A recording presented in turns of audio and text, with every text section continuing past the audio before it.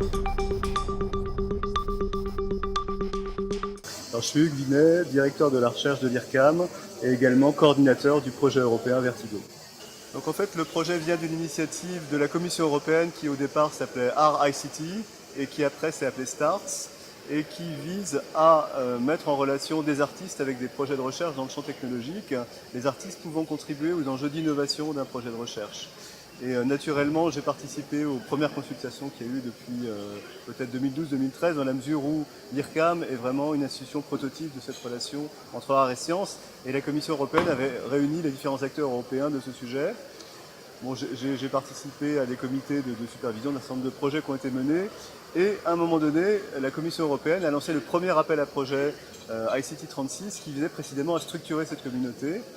Et il se trouvait précisément que nous avions au Centre Pompidou un nouveau président qui cherchait à renouer aussi les liens entre art, recherche et technologie, avec la création d'un nouvel événement sous l'impulsion de l'IRCAM, qui après s'est appelé Mutation-Création. Donc nous avions concordance entre ce projet du Centre Pompidou et cet appel de la Commission d'avoir un projet qui fédérerait cette communauté STARTS.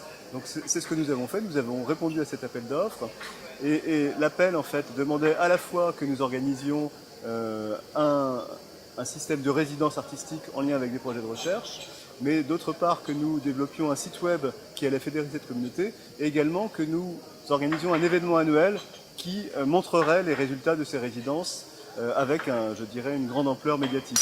Et précisément, il y avait une synergie entre ce projet du Centre Pompidou d'un nouvel événement et cette attente de la Commission, donc il y a eu une très bonne synergie entre les deux. Donc je crois que ça a joué aussi avec la qualité du consortium que nous avons réuni, évidemment, pour la sélection du projet, puisque nous avons été sélectionnés parmi 16 propositions de consortium à cet appel. L'objectif principal du projet Vertigo, c'est précisément d'organiser ce programme de résidence au niveau européen. Ça n'a jamais été fait à cette échelle. Tout type de projet de recherche en Europe peut participer et tout artiste dans le monde, quelle que soit sa nationalité, peut participer.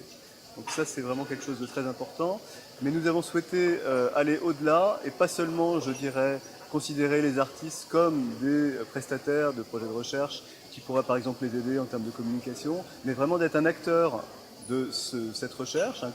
Donc nous sommes dans un processus de co-création et aussi l'approche particulière de Vertigo, c'est de promouvoir le travail de l'artiste en tant que tel dans un cadre culturel.